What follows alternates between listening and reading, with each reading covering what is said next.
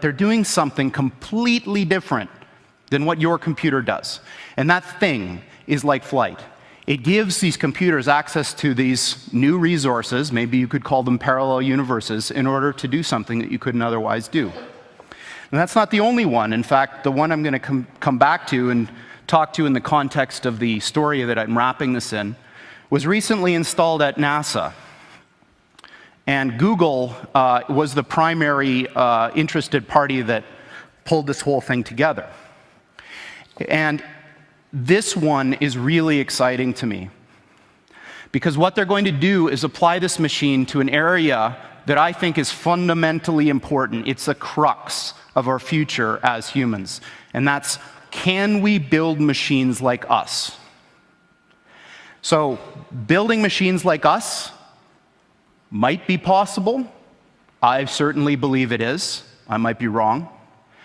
But what I do know is that the types of approaches that people are taking now to build intelligent machines benefit immensely from what this machine that we've built does best. So what this center is about is applying this beautiful new computational idea in the service of trying to make intelligent machines. Now, I can't think of anything personally any cooler than trying to use quantum computers to build intelligent machines, so this is very exciting to me. Steve Jurvetson has been a longtime friend and investor in the company, and for those of you who don't know him, he's a Silicon Valley investor who's probably the smartest VC that I know of, and certainly the one that's the most attuned to technological trends. He's on the board of SpaceX, Tesla, Synthetic Genomics, which is Craig Venter's company that's trying to build artificial life, and D-Wave. There's Jordy. Hey, Jordy. Nice to see you again. See you again. Yeah, so the last time Jordy was here in 2013, he was the only guy in the world, he and his company D-Wave, the only guy in the world making quantum computers. We didn't understand what quantum computers were, and I'm not sure I understand it now, but he was getting 10 million bucks a machine and selling them to some of the most important organizations in the world, like NASA, like the CIA, like Mr. Bezos. And so you gave a talk, and I looked at the talk in preparation for this thing, and I still don't quite understand what a quantum computer is.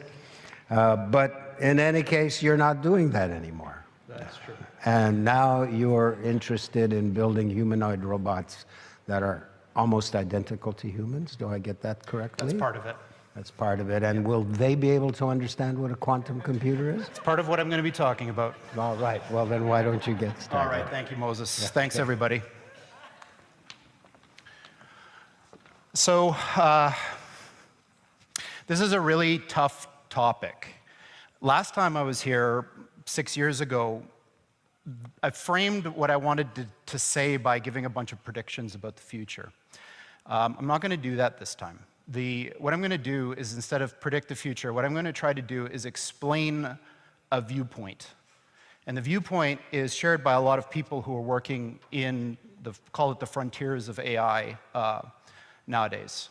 But to get to AI and the frontier of how we think about minds, I want to roll way to more than double production of its existing personal protective equipment manufacturing plants. They make a lot of different things, and they're doubling and tripling their production. They're going round the clock. Today, I'm also announcing the launch of a new public-private consortium organized by the White House, the Department of Energy, and IBM to unleash the power of American supercomputing resources to fight the Chinese virus. The following leaders from private industries, academia, and government will be contributing, and they're going to be contributing a lot of different things, but primarily computing resources to help researchers discover new treatments and vaccines. They'll be working along with NIH and all of the people that are working on this. But tremendous help from IBM, Amazon, Google, Microsoft, MIT, Rensselaer Polytechnic Institute, the Department of Energy's National Labor Laboratories, the National Science Foundation, and NASA. They're all contributing to this effort. A little robot that had fingers and eyes and all that.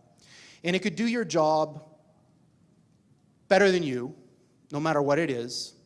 And I could sell that to your employer for, say, $15 and make a profit, instead of having to pay you $100,000 a year. Now imagine that was true for every single job. So that's what we're talking about here, is a complete and utter transformative change that of the likes of which has never been seen before in the history of humanity, making the Industrial Revolution look like a little tiny blip on the path that humans have taken from when we emerged from the ooze a few billion years ago. Land on that day.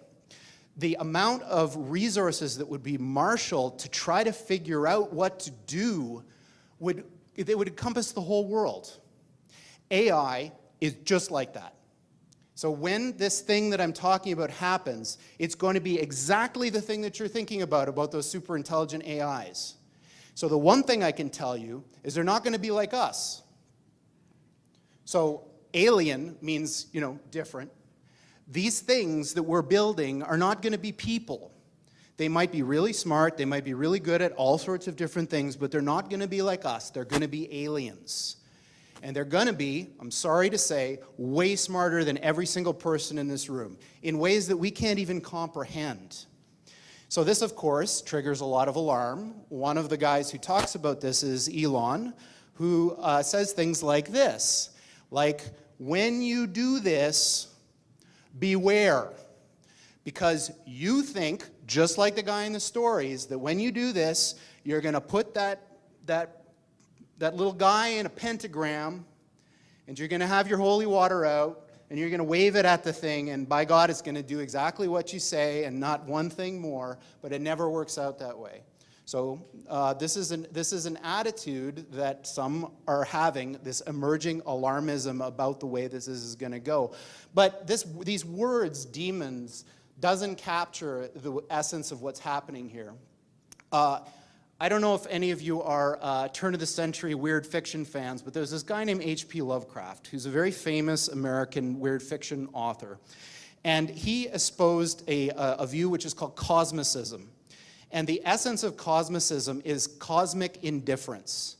So what he was saying is basically, yes, there are these massively intelligent entities out there, but they're not good, they're not evil. They just don't give a shit about you even in the slightest. The same way that you don't care about an ant is the same way they're not going to care about you.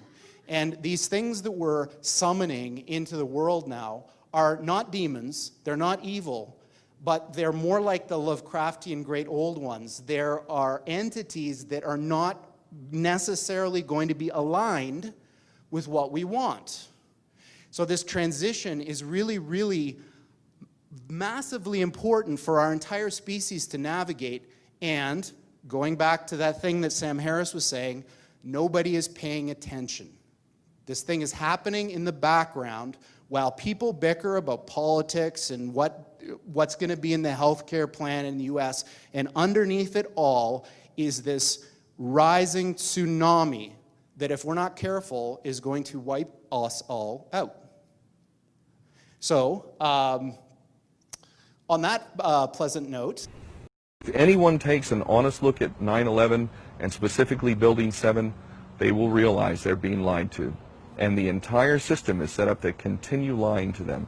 That tells you a lot about not only how much our government feels about us, but also about what our government's real agenda is and what they're really endorsing, which is a never-ending state of war. These people are psychopaths. They don't have compassion and empathy like a healthy human being does. They don't care about you or me. They don't care about the military. They call us heroes to their media and whatnot. They don't give a shit about us at all. And they certainly don't give a shit about the Iraqi people or the Iranian people or any people for that matter.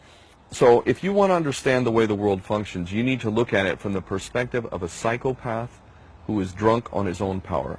Now, if you can get into that place and start to look at the way the world functions, you're going to find that it all makes perfect sense. Keep in mind, these people also have spent their trillions and trillions of dollars and pounds on building things such as underground compounds, which I don't know if you've got an invitation, but I don't. And these people are so nuts that they are willing, in my opinion, to set off a third world war. Look at the policies with regards to antagonizing Russia. What the hell are we doing? We're picking a fight with a nation. Is Russia seriously a threat to Europe or the West? That's just ridiculous. Of course they're not. Why would you do such a thing? Would a sane, healthy human being carry out a policy like that? No. No. But if you're a psychopath who sees that the only way that you can maintain your position of power is to divide people, then you see war as a good thing. For you, war is great. So everything you can do to get people to fight a war against each other and keep fighting each other is good for you. Now, if you're sane, that doesn't make sense. So you need to get out of your sane perspective, get into the mind of a psychopath, drunk on his own power, and see the world that way, and all of these things will make perfect sense.